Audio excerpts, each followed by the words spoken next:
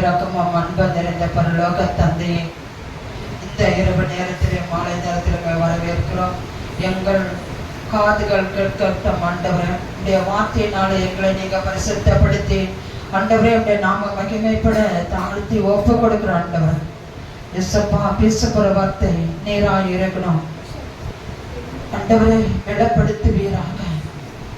நாளைக்கு திருவிருந்து எடுக்க போற எங்களை கர்த்தருடைய ரத்தத்தாலே கழுவி மீட்டெடுக்க முடியாது ஒப்பு கொடுக்கணும். இயேசுவின் நாமத்தில் ஜெபிக்கிறேன் பிதாவே, ஆமென் ஆமென். எடுத்து வாசிப்போம்.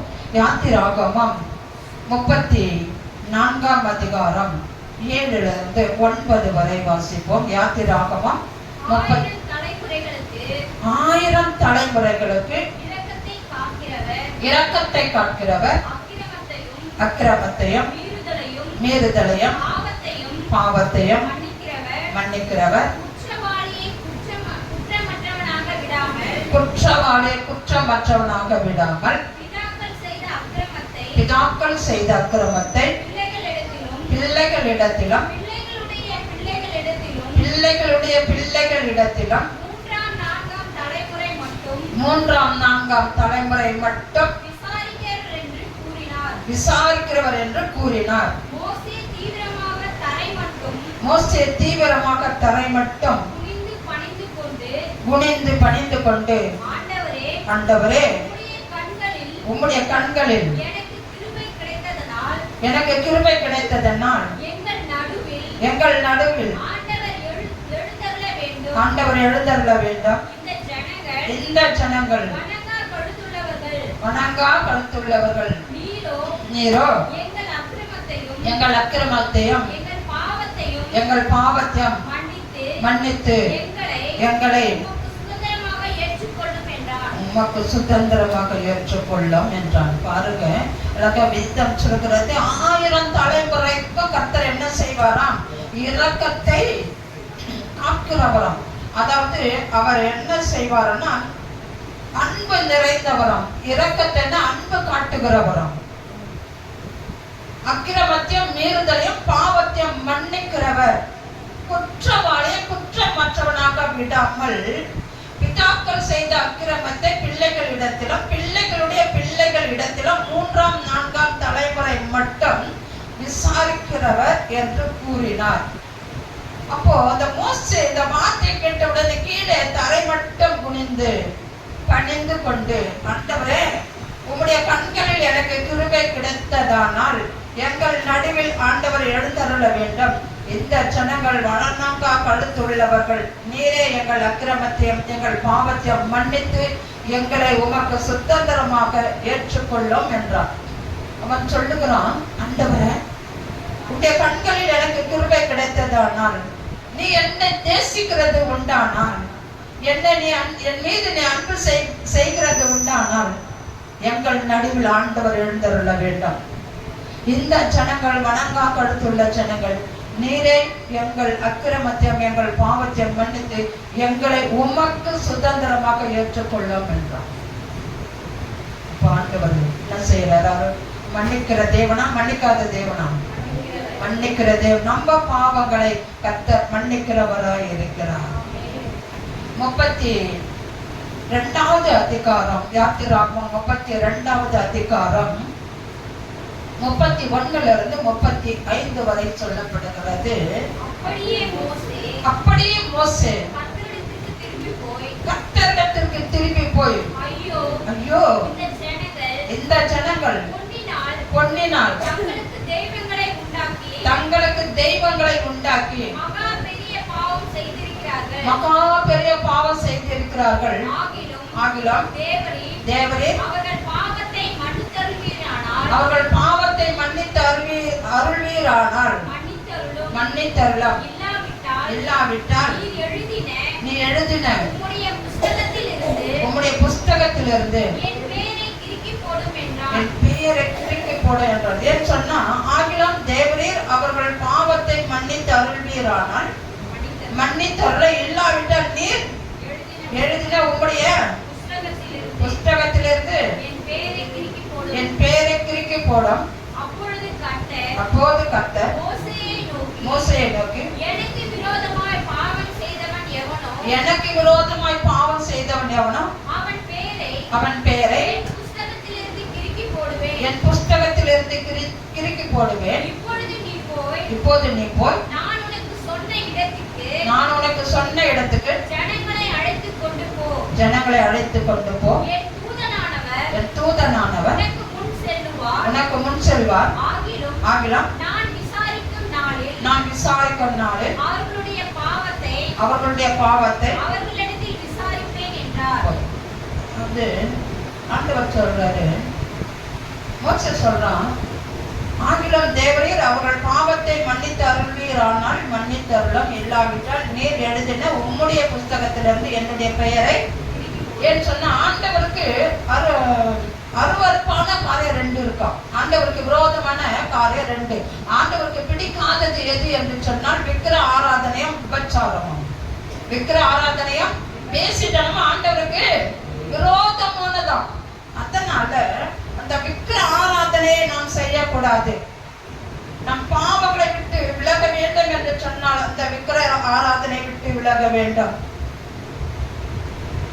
அப்போ ஆண்டவர் மோசேயை நோக்கி சொல்றாரு, எனக்கு விரோதமாய் பாவம் செய்தவன் எவனோ அவன் பெயரை என் புஸ்தகத்தில் இருந்து கிறுக்கி போடுவேன் சொன்னா ஆண்டவர் சொல்றாரு, இப்போது நீ போய் நான் உனக்கு சொன்ன இடத்துக்கு ஜனங்களை அழைத்து கொண்டு போ. என் தூதனானவர் உனக்கு முன் செல்வார். ஆகிலும் நான் விசாரிக்க நாளில் அவர்களுடைய பாவத்தை அவர்களிடத்தை விசாரிப்பேன். ஆண்டவர் சொல்றாரு, நான் விசாரிக்கிற நேரத்துல அவர் மறக்க மாட்டாராம். என்றைக்கு நான் மன்னிச்சிடுவேன், நான் மன்னிச்சிடுறப்பா, நீ விண்ணப்பம் பண்றதுனால இன்னைக்கு நான் மன்னிச்சிடுறேன். ஆனா அந்த விசாரணை அந்த நாள் வரும்போது நான் மறக்க மாட்டேன் என்று கர்த்தர் சொல்லுவார். அப்போ நம்ம ஆண்டவருக்கு எப்படி இருக்க வேண்டுமானா பயபக்தியாக இருக்க வேண்டும். ஆண்டவருக்கு விரோதமான காரியங்கள் நம்ம செய்யக்கூடாது. அப்போ நாளைக்கு நம்ம திருவிருந்து நம்ம எடுக்க போறோம்னா சாதாரண ஒரு விஷயம் அல்ல. அது சாதாரணமான ஒரு சரீரம் அல்ல, சாதாரணமான ஒரு திராட்சை ரசமும் அல்ல. ஆண்டவருடைய ரத்தத்தையும் ஆண்டவருடைய சரீரத்தையும் நாம் பானம் பண்ண போகிறோம் என்று சொன்னால் இன்றைக்கு நம்முடைய இருதயம் கிழிக்கப்பட வேண்டும். இருபுறமும் கருக்குள்ள பட்டியும் இருதயத்தின் நினைவுகளையும் ஊனையும் கணுக்களையும் உருவ குத்தி எடுக்கணும். நான் அடிக்கடி அந்த சொல்ற வாக்குதான்.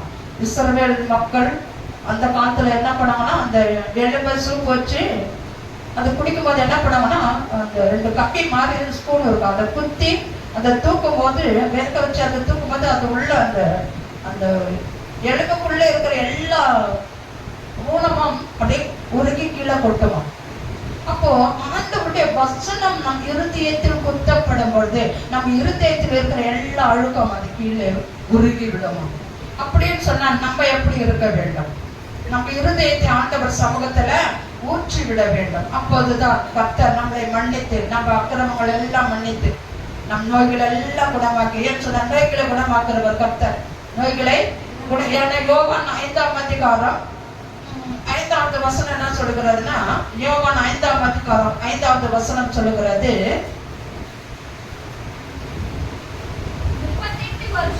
38 வருஷம்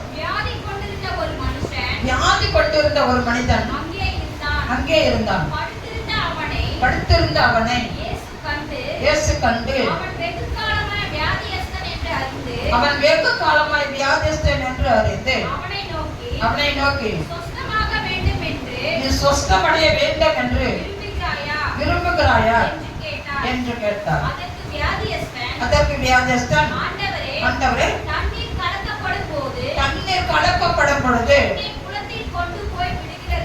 என்னை குளத்தில் கொண்டு போய் விடுகிறதற்கு ஒருவரும் இல்லை என்றார். நான் போகிறதுக்குள்ள மத்தவங்க போயிடுவாங்கன்னு சொல்றான். அப்ப ஆண்டவர் சொல்றாரு, 14வது வசனம் சொல்லுகிறது, அதற்கு பின்பு இயேசு அவனை தேவாலயத்திலே கண்டு இதோ நீ சொஸ்தமானாய், அதிக கேடானது ஒன்றும் உனக்கு வராதபடி இனி பாவம் செய்யாதே. ஆண்டவர் சொல்றாரு. ஏன் சொன்னா உன் படுக்கை எடுத்துக்கொண்டு போன்னு சொன்னது யாருன்னா ஆண்டவராக இயேசு கிறிஸ்து. 38 வருஷமா படுத்த படிக்குட்டி எழுந்திருக்காம அவன் பாவத்தின் நிமித்தம் அவன் படுத்த படிக்குட்டி எழுந்திருக்காம இருந்தான். ஆனா ஆண்டவர் யாரும் அவனை கொண்டு போய் அந்த குளத்துல விடுவதற்கு ஒருவர்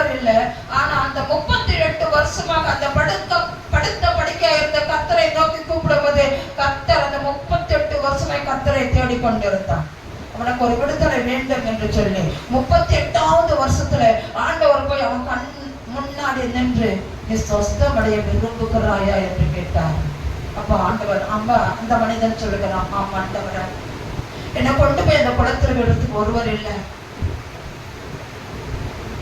அதனால இன்றைக்கு நான் படுத்த படுக்கையா இருக்கிறேன் அப்படின்னு சொல்லும்போது ஆண்டவர் சொல்றாரு, உன் படுக்கை எடுத்துக்கொண்டு நட.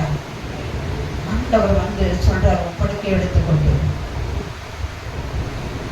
அவன் படுக்கை எடுத்துக்கொண்டு நடந்து போய் நார்மலா ஆயிட்ட பிறகு அங்க இருக்கிற இந்த மக்கள் எல்லாரும் ஓய்வு நாளில எப்படி உன் படுக்கையை எடுத்துக்கொண்டு போகலாம் என்று சொல்லி வாக்குவாதம் நடந்தது. உன்னை நான் எழுந்து நடை என்று சொன்ன மனுஷன் யார் என்று கேட்கிறாங்க.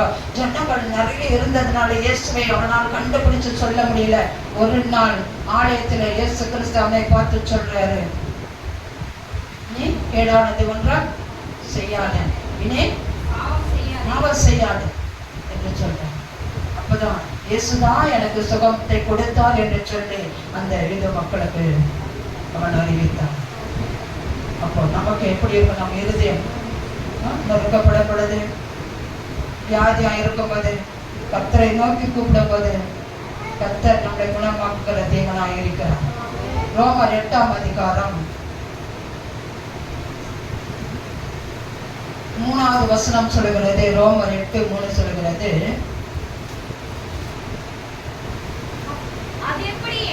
அது எப்படி எனில் மாமிசத்தினாலே பலவீனமாயிருந்த நியாயப்பிரமாணம் செய்யக்கூடாததை தேவனே செய்யும்படிக்கு தம்முடைய குமாரனை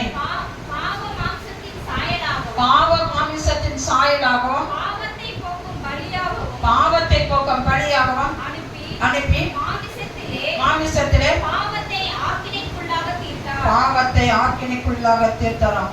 ஆண்டவர் அல்லது வேதம் சொல்லி, அது எப்படி எனில் மாமிசத்தினாலே பலவீனமாய் இருந்த நியாய பிரமாணம் செய்யக்கூடாததை தேவனே செய்யும்படிக்கு தம்முடைய குமாரனை பாவ மாமிசத்தின் சாயலாகவும் பாவத்தை போக்கும் பலியாகவும் அனுப்பி மாமிசத்திலே பாவத்தை ஆக்கினைக்குள்ளாக தீர்த்தாராம். தன் குமாரனை எப்படி அனுப்பினாரா? மனிதனாக, மாமிசமாக, மாமிசம் என்று சொன்னால் மனிதன், மனிதனாக அனுப்பி மனித சாயலாக பாவத்தை போக்கும் பலியாக அனுப்பி மாமிசத்திலே பாவத்தை ஆக்கினைக்குள்ளாக தீர்த்தாராம். மனுஷனுடைய பாவத்தை மனுஷனாக வந்து நம்முடைய பாவங்களை அவர் மீட்டெடுத்தாராம். அதிலேயே சொல்லப்படுகிறது, 6:12 வரை சொல்லப்படுகிறது, மாமிச சிந்தை மரணம், ஆவியின் சிந்தையோ ஜீவனும் சமாதானமும். மாமிச சிந்தை மரணம், ஆவியின் சிந்தையோ எப்போதும் ஜீவனும் சமாதானமாய் இருக்கும். எப்படி என்றால் மாமிச சிந்தை தேவனுக்கு விரோதமான பகை. மாமிச சிந்தை இருதயத்தில் இருக்கிற எல்லா சிந்தனைக்கும் கர்த்தருக்கு விரோதமான பகையாக இருக்கிறது. அது தேவனுடைய நியாயப்பிரமாணத்துக்கு கீழ்ப்படியாமலும் கூடாமலும் இருக்கிறது. மாமிச சிந்தை கீழ்ப்படியாதான். எனது சொல்ற வார்த்தைக்கு, ஆண்டவருடைய வார்த்தைக்கு கீழ்ப்படிவதில்லை. அதுதான் மாமிச சிந்தை. மாமிசத்துக்கு உட்பட்டவர்கள் மாமிசத்துக்கு உட்பட்டவர்கள், மாமிச பிரகாரம் நடக்கிறவர்கள் தேவனுக்கு பிரியமாய் இருக்க முடியாது. தேவனுடைய ஆவி உங்களில் வாசமாய் இருந்தால், தேவனுடைய ஆவி உங்களில் வாசமாய் இருந்தால் நீங்கள் மாமிசத்துக்கு உட்பட்டவர்களாய் இராமல் ஆவிக்கு உட்பட்டவர்களாய் இருப்பீர்கள். கிறிஸ்துவின் ஆவி இல்லாதவன் அவருடையவன் அல்ல. மேலும் கிறிஸ்து உங்களில் இருந்தால் சரீரமானது பாவத்தின் நிமித்தம் மரித்ததாயும் ஆவியானது நீதியின் நிமித்தம் ஜீவன் உள்ளதாயும் இருக்கும். அன்றும் இயேசுவை மரித்தோரிலிருந்து எழுப்பினருடைய ஆவி உங்களில் வாசமாய் இருந்தால், கிறிஸ்துவை மரித்தோரிலிருந்து எழுப்பினவர் உங்களில் வாசமாய் இருக்கிற தம்முடைய ஆவியினாலே சாவுக்கு ஏதுவான உயிர்ப்பித்தார். சாவுக்கு ஏதுமான நம்முடைய சரீரங்களை கர்த்தர் என்ன பண்ணாராம்? நம்முடைய பாவங்களை மன்னித்து, பாவத்துக்கு மறித்து நீதிக்கு பிழைப்பதற்காக அவர் முதலாவது மறித்து அவருடைய ஆவியை நமக்குள்ள வைத்து நம்மளுடைய சரீரங்களை அவர் உயிர்ப்பித்தாராம். ஆகையால் சகோதரரே, மாமிசத்தின்படி பிழைப்பதற்கு நாம் மாமிசத்துக்கு கடனாளியா இருக்கக்கூடாது. மாமிச சிந்தைப்படி நாம் நடக்கக்கூடாது. ஒரு வார்த்தையை இருந்தாலும் கர்த்தருடைய வார்த்தையை கேட்டு அதன்படி நடக்க வேண்டும். நம்ம மாமிசத்தின்படி என்ன செய்யக்கூடாது?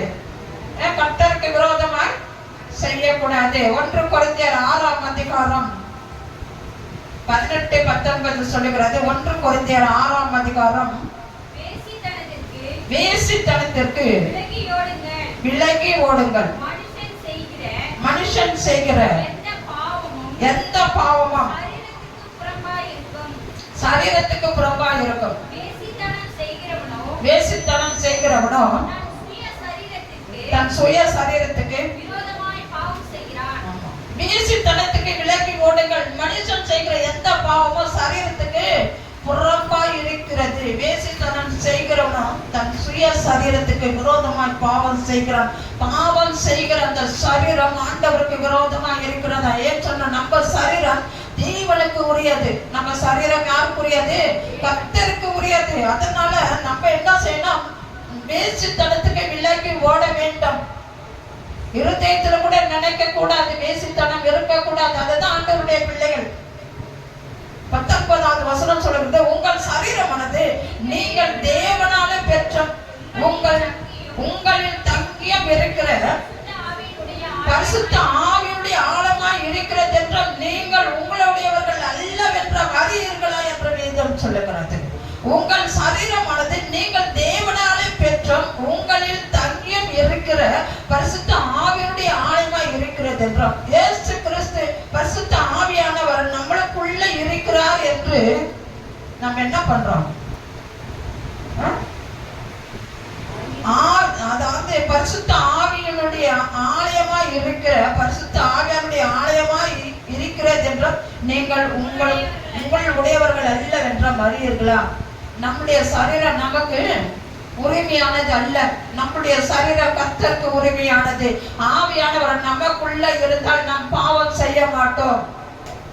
பாவத்துக்கு விலகோட இது செய்வது தவறு என்று உணர்வோமானால் கர்த்தர் நமக்குள்ள இறங்கி ஆளுகை செய்வார். ஏன் சொன்னா, நம்முடைய சரீரம் கர்த்தருக்கு பிரியமான சரீரம். அவர் அதை தான் எதிர்பார்க்கிறார். கர்த்தர் அதை தான் எதிர்பார்க்கிறார். நம்ம சரீரம் பரிசுத்தமா இருக்க வேண்டும். மாமிசத்துக்கு நம் சரீரத்தை ஒப்பு கொடுக்காமல் கர்த்தருக்கு ஒப்பு கொடுக்க வேண்டும். மாமிசத்தை கர்த்தருக்கு ஒப்பு கொடுக்க வேண்டும். 1 கொரிந்தியர் 10ஆம் அதிகாரம் 8-11 வரை. 1 கொரிந்தியர் 10ஆம் அதிகாரம் 8 அவர்களில் சிலர் வேசித்தனம் பண்ணி ஒரே நாளில் எத்தனை பேரு? 23,000 பேர் விழுந்து போனார்கள். அதுபோல நாமும் என்ன பண்ணக்கூடாது? அவர்களில் சிலர் வேசித்தனம் பண்ணி ஒரே நாள்ல 23,000 பேர் செத்து போனாங்களாம். எத்தனை பேரு? 23. அப்ப ஆண்டவருக்கு எவ்வளவு அருவருப்பான ஒரு காரியம் பாருங்க. ஆண்டவருக்கு பிடிக்காத ஒரு காரியம் வேசித்தனம். அப்போ அங்க வேத வல்லவர் சொல்லுகிறது, அவர்களில் சிலர் வேசித்தனம் பண்ணி ஒரே நாளில் 23,000 பேர் விழுந்து போனார்கள். அதுபோல நாமும் வேசித்தனம் பண்ணாது இருப்போமாக. அதுதான் ஆண்டவருடைய பிள்ளைகள். வேசித்தனம் நம்ம இருதயத்தில் இருக்கக்கூடாது. அவர்களில் சிலர் கிறிஸ்துவை பரீட்சை பார்த்து பாம்புகளால் அடிக்கப்பட்டார்கள். அதுபோல நாமும் கிறிஸ்துவை பரீட்சை பாராது இருப்போமாக. சிலர் கிறிஸ்துவை பரீட்சை பார்த்து பாம்புகளால் அடிக்கப்பட்டார்களாம். பாம்பு கடிச்சு நிறைய பேர் செத்து போனார்கள் இஸ்ரவேல் மக்கள். அதுபோல நம்ம இருக்க கூடாது.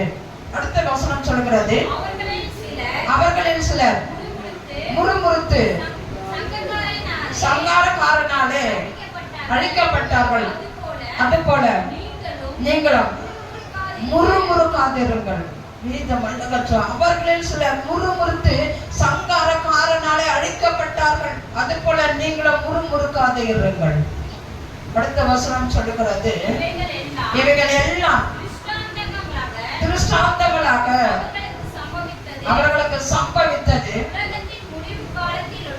உலகத்தின் முடிவு காலத்தில் உள்ள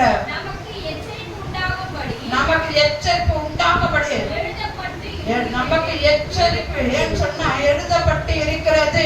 ஏன் சொன்னா 3000 பேர் வேசித்தனம் பண்ணதுனால செத்து போனாங்க. 23,000 பேர் விழுந்து போனார்கள். 2வது பாம்பால அழிக்கப்பட்டார்கள். சிலர் முறுமுறுப்பால அழிந்து போனார்கள். அப்படியெல்லாம் நம்ம இருக்கக்கூடாது. ஏன் சொன்னா இவைகள் எல்லாம் திருஷ்டாந்தங்களாக அவர்களுக்கு சம்பவித்தது உலகத்தின் முடிவு காலத்தில் உள்ள நமக்கு எச்சரிப்பு உண்டாகும்படி எழுதப்பட்டும் இருக்கிறது. நம்ம இந்த வார்த்தை கேட்டு இதன்படி நடக்கலன்னா ஆக்கினை தீர்ப்பு நமக்கு நிச்சயம் உண்டு.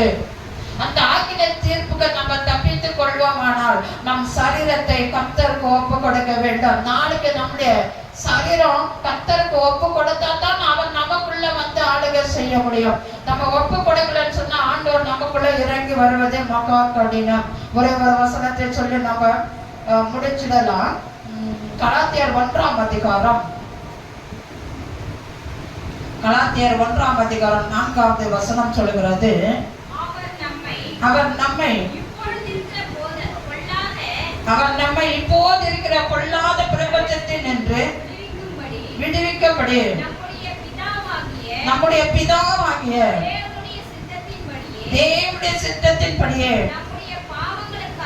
நம்முடைய பாவங்களுக்காக நம்முடைய அக்கிரமங்களுக்காக அவரே ஒப்பு கொடுத்தாராம். நம்முடைய பாவங்களுக்காக அவருக்கு என்றென்றைக்குள்ள சதா காலங்களிலும் மகிமை உண்டாவதாக. அவர் நம்மை இப்போது இருக்கிற பொல்லாத பிரபஞ்சத்தின் என்று விடுவிக்கப்படி நம்முடைய பிதாவாகிய தேவனுடைய சித்தத்தின்படியே நம்முடைய பாவங்களுக்காக தம்மை தாமே ஒப்பு கொடுத்தார். ஏன்னா ஏசாயா 53ஆம் அதிகாரத்திலெல்லாம் படிச்சு பார்த்தீங்கன்னா தெரியும். அதுல அவருக்கு அழகம் இல்லை, சௌந்தரியமும் இல்லை, அவரை பார்க்கத்தக்கதான ரூபம் அவருக்கு இல்லாம இருந்ததுனால நாம் அவரை என்ன பண்ணோமா, தம்முடைய முகத்தை மறைத்து கொண்டோம் என்று வேதம் சொல்லுகிறது. ஏசாயா 53ஆம் அதிகாரத்துல நீங்க படிச்சு பார்த்தீங்கன்னா தெரியும். அவர் அடிக்கப்படுகிற ஆட்டுக்குட்டியை போல கொண்டு போகப்பட்டார் என்று வேதம் சொல்லுகிறது. நம்முடைய பாவங்களுக்காக அவர் ஆட்டுக்குட்டியாக மாறினார். நம் பாவத்தை போக்குவதற்காக தன்னையே பலியாக கொடுத்தாராம். அதனால அழக வேதம் சொல்கிறது, அவர் இப்போது இருக்கிற பொல்லாத பிரபஞ்சத்தின் என்று விடுதலை ஆக்கும்படிக்கு தம்முடைய பிதாவாகிய தேவனுடைய சித்தத்தின்படி தம்முடைய பாவங்களுக்காக தம்மை தாமே ஒப்பு கொடுத்தார். பிதாவின் சித்தத்தை செய்தது குமாரனுடைய வேலை, குமாரனுடைய சித்தத்தை செய்வது நம்முடைய வேலை. 5வது வசனம் சொல்லுது, அவருக்கு என்றென்றைக்குமுள்ள சதா காலங்களிலும் மகிமை உண்டாவதாக. ஆமென். அல்லேலூயா, அல்லேலூயா. கர்த்தர் நல்லவர். என்ன ஏசாயா 6ஆம் அதிகாரத்துல 5:7 சொல்லுது, அவன் உதட்டை தொட்டது என்று சொல்லி. ஏசாயா 6ஆம் அதிகாரம். அப்போது நான் ஐயோ அதமானே, நான் அசுத்த உதடுள்ள மனுஷன், அசுத்த உதடுள்ள ஜனங்களின் நடுவில் வாசமாய் இருக்கிறவன், சேனைகளின் கர்த்தராகிய ராஜாவை என் கண்கள் கண்டதே என்று.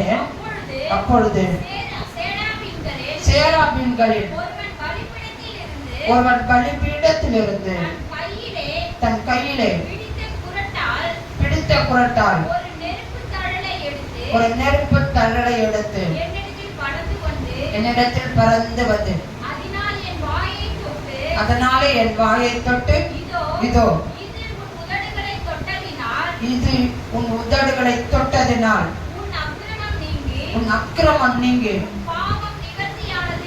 பாவம் நிவர்த்தியானது என்றான். பாருங்க, கர்த்தருடைய அக்கினி நம்முடைய உதடை தொட்டாலே போதும், நம்முடைய பாவம் எல்லாம் நீங்கவும். உமக்கு மகிமை தரு